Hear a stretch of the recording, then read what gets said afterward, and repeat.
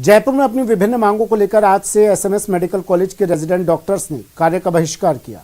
Resident doctors ने आज सुबह 9 बजे से लेकर 11 बजे तक 2 घंटे का कार्य नहीं किया। हालांकि रेजिडेंट्स ने आईसीयू और इमरजेंसी का कार्य सुचारू रखा। रेजिडेंट डॉक्टर्स ने रेजिडेंट्स हॉस्टल के बाहर प्रदर्शन कर अपनी नाराजगी जताई।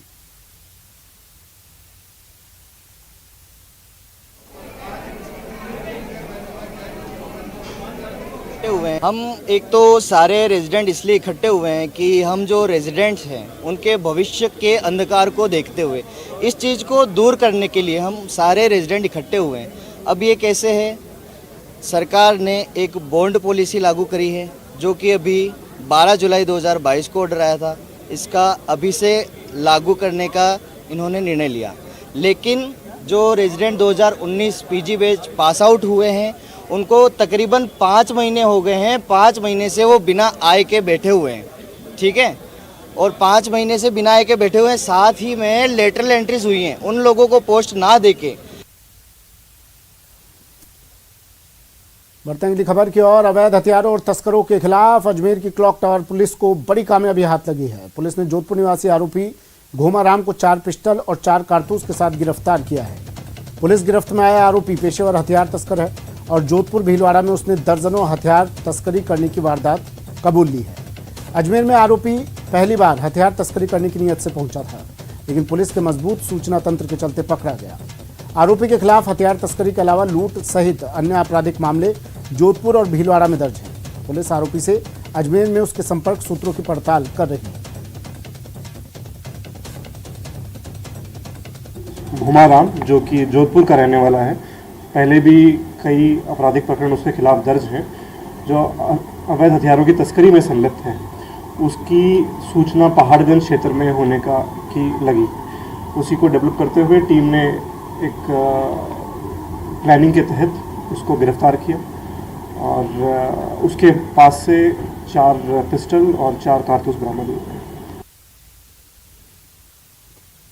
खबर झुंझुनू से है, जहां पुलिस ने कार्रवाई करते हुए पूर्व छात्र संघ अध्यक्ष राकेश झाझड़िया हत्याकांड में शामिल 5000 के नामी बदमाश और गब्बर गैंग के सदस्य रमेश कुमार मुंडीवाल को गिरफ्तार किया है। आरोपी टीम को जयपुर में हल्दीघाटी मार्ग पर चाय की थड़ी पर चाय के कप धोते मिला। आरोपी को कोर्ट में पेश कर पुलिस ने रिमांड पर लिया है। बता दें कि पुलिस अब तक इस मामले में 10 आरोपियों को गिरफ्तार कर चुकी है। वहीं रमेश मुंडीवाल ने प्रारंभिक पूछताछ में बताया कि घटना के बाद से वो इधर उधर फिर रहा था। इस दौरान खाने के लिए उसने होटल ढाबों में काम किया, बर्तन धोए। वहीं अब वो जयपुर में एक चाय की थड़ी पर कप धोता हुआ पुलिस को मिला।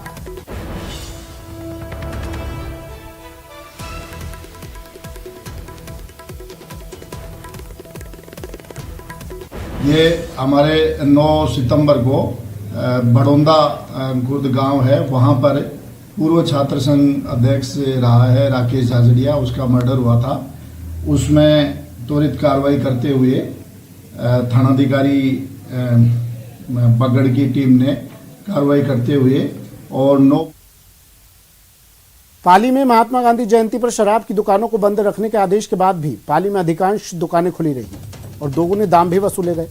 मारवाड़ जंक्शन क्षेत्र में शराब की दुकानें ड्राई डे के बावजूद खुली होने की सूचना पर मारवाड़ एसडीएम देर रात निरीक्षण करने के लिए निकले तो बाईपास रेलवे पुलिस के पास 2 ठेके खुले हुए थे। इस पर एसडीएम ने तुरंत ठेकेदार के खिलाफ कार्रवाई करने के निर्देश दिए।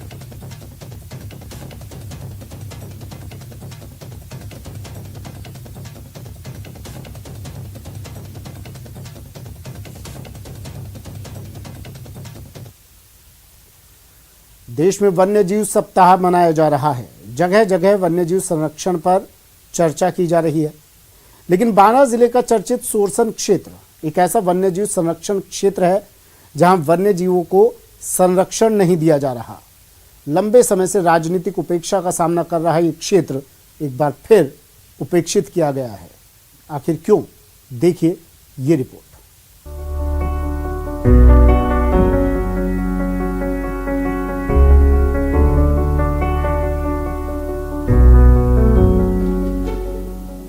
प्रस्तावित गोडावन प्रजनन केंद्र और कभी भाया और भरत सिंह को लेकर चर्चा में रहा सोरसन का यह वही क्षेत्र है जो CFCL प्लांट के प्रभावी क्षेत्र में है। ये पीछे दिख रही CFCL की चमनियां हैं और इसी से पास में दिख रहा ये घास का मैदान सोरसन का ग्रासलैंड है।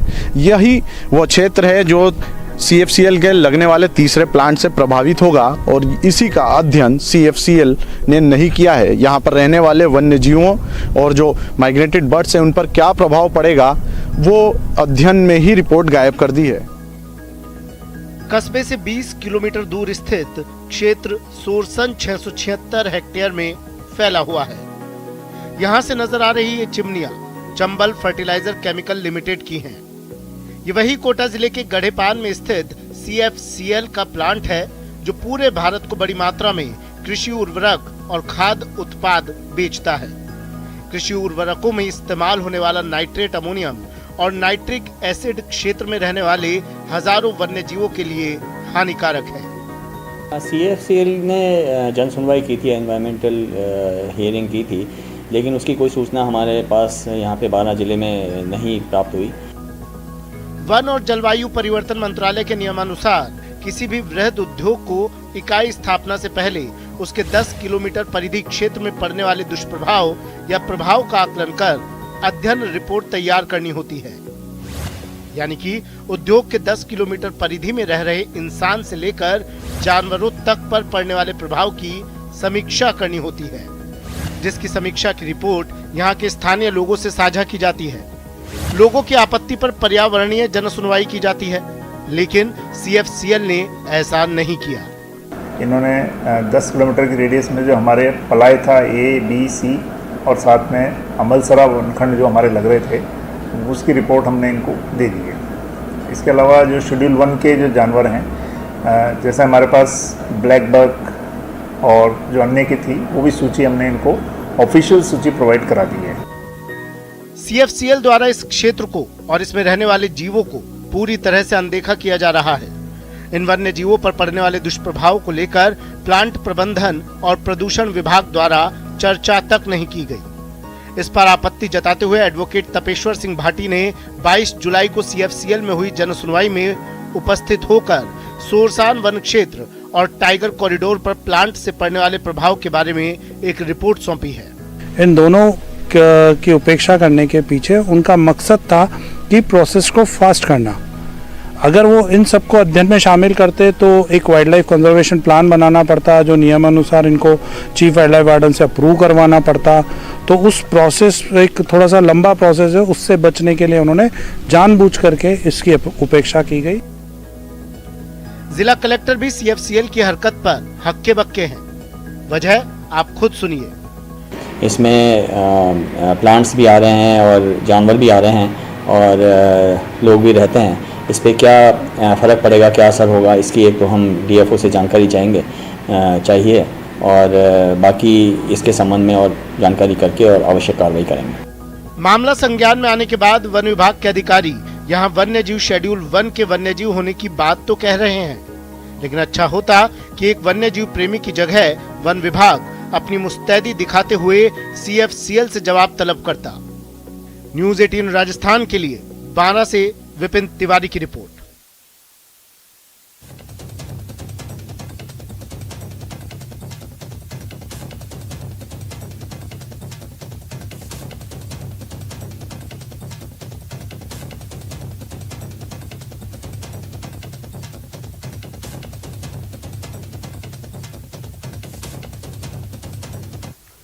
और अजमेर से इस वक्त की बड़ी खबर, नाबालिग से दुष्कर्म के मामले में बड़ी खबर है। शादी का झांसा देकर दुष्कर्म किया था ये आरोपी पुलिस की गिरफ्त में आ गया है।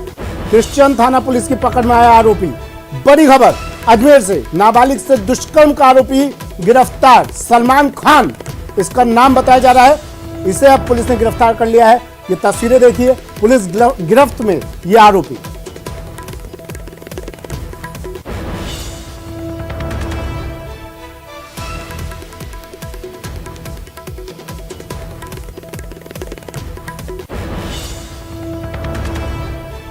दिनांक 27/9/2022 को थाना जाकर एक पुलिस ने रिपोर्ट पेश की कि उसकी नाबालिग पुत्री को एक सलमान नाम का लड़का भगा के ले गया, जिस पे थाना जाकर मुकदमा दर्ज कर लिया। चूँकि महिलाओं और बच्चों के प्रति होने वाले अपराधों पे एसपी साहब चुनाराम जी विशेष ध्यान रखते हैं, इसलिए उन्होंने निर्देश दिए, जिस पे एडिशनल एसपी श्री विकास सांगवान साहब, सीओ मैडम छवि शर्मा के निर्देशन में एक टीम गठित की गई मेरे थाने पे, जिसमें हेड कांस्टेबल सुमीर सिंह और कांस्टेबल करतार सिंह थे, और इन्होंने अपने मुखबिरों से और आसूचना और तकनीकी सहायता से मुलजिम सलमान खान पुत्र शफीक खान उम्र 21 साल निवासी खानपुरा रामगंज को इस मुकदमे में गिरफ्तार किया गया है। उसे आज न्यायालय पेश किया जाएगा। जैसलमेर में दशहरे के महापर्व पर शहीद पूनम सिंह स्टेडियम में नगर परिषद के तत्वावधान में रावण दहन किया जाएगा। 2 साल कोरोना के कारण विजयदशमी का त्यौहार नहीं मनाया गया था, लेकिन इस साल नगर परिषद द्वारा दशहरे पर्व को लेकर विशेष तैयारियां की जा रही हैं। नगर परिषद द्वारा करीब 4,50,000 की लागत के साथ रावण, मेघनाथ और कुंभकर्ण के पुतले तैयार करवाए जा रहे हैं। इसके साथ ही पुतलों के दहन के बाद करीब आधे घंटे तक आसमान में रंग बिरंगी आतिशबाजी की जाएगी। जैसलमेर सहित देश भर में दशहरा धूमधाम से मनाया जाएगा और इसको लेकर तैयारियां पूर्ण कर ली गई है। जैसलमेर के पूनम सिंह स्टेडियम में रावण दहन के साथ साथ मेघनाथ और कुंभकर्ण के पुतलों का भी दहन होगा। मैं तस्वीरें दिखाना चाहता हूं इनके चेहरों की, जो कि यहाँ पर पूनम स्टेडियम में बनकर तैयार है, और यहाँ पर पुतलों के दहन से पहले उन्हें पूर्ण रूप से तैयार कर लिया गया है। कल रावण दहन के लिए तैयारियां जोरों पर है। नगर परिषद ने 30-30 फीट के जो है वो कुंभकर्ण और मेघनाथ के पुतले बनाए हैं, तो वहीं रावण का 35 फुटा जो है वो यहाँ पर जो पुतला तैयार किया गया। मैं तस्वीरें दिखाना चाहूंगा पुतले की, किस तरह से पुतलों को जो है वो अब अंतिम रूप दिया जा रहा है। उनके पैर तैयार कर लिए गए हैं, चेहरे तैयार कर लिए गए हैं, और ये कद काठी से बने लंबे पुतले, हाथों में तलवार, और उन्हें जो है वो रंगीले पेपरों से जो है वो तैयार कर सजाया गया है। और यहाँ पर मेरे साथ वो लोग हैं जिन्होंने इसे बनाया, इसे अंतिम रूप दिया है, उनसे भी बात करना चाहूंगा। मेरे कैमरामैन आपको ये तस्वीरें दिखा रहे हैं जो कि जैसलमेर में इन पुतलों की है। साथ ही साथ हम बातचीत करते हैं, क्या कुछ तैयारियां की गई है इन सबको लेकर, क्या कुछ है जो है वो इन्हें और सजाया जाएगा, कैसी आतिशबाजी भव्य तरीके की आतिशबाजी की जाएगी, और इसके ऊपर अभी साज सामान के लिए मुकुट वगैरह सब लगाए जाएंगे, और पूरा का पूरा बहुत अच्छी तरह से इसकी सजावट की जाएगी। और मेड़ता के कारीगर रमेश ने ये सब पूरा बनाया गया है इसके द्वारा। क्या लगता है किस तरह इस बार जो है धर्म पर धर्म की जीत की तैयारियां हैं? धर्म पे जीत की पूर्ण तैयारी है, और इस बार जो आतिशबाजी का भव्य नजारा आपको फर्स्ट टाइम जैसलमेर में देखने को मिलेगा। कहीं ना कहीं जैसलमेर में इस बार भव्य आतिशबाजी के लिए नगर परिषद ने तैयारियां कर ली है, क्योंकि कोरोना के चलते 2 वर्षों से जो है वो रावण दहन का कार्यक्रम नहीं हो पाया था। इस बार कार्यक्रम को भव्य करने का प्रयास किया जा रहा है। रावण, मेघनाथ और कुंभकर्ण के पुतले जो है वो अब अंतिम रूप दिया जा रहा है, ताकि कल दहन जो है वो किया जा सके। इसमें दहन को लेकर विशेष तैयारियां जो है वो कर ली गई है। साथ ही साथ कल जो है जैसलमेर के शहीद पूनम सिंह स्टेडियम में भव्य मेला भी आयोजित किया जाएगा। श्रीकांत व्यास, न्यूज़ 18, जैसलमेर। आज नवरात्रि की महानवमी है। इस दौरान माननीयों ने माता के दरबार में माथा टेका। कुछ तस्वीरें आपको दिखा देते हैं, ये तस्वीरें देखिए पहले आप। पहली तस्वीर जम्मू कश्मीर की है, जहां अमित शाह ने माता वैष्णो देवी के दरबार में माथा टेका। वहीं दूसरी तस्वीर बांसवाड़ा की है, जहां बीजेपी प्रदेश अध्यक्ष सतीश पूनिया ने मां त्रिपुरा सुंदरी के मंदिर में पहुंचे।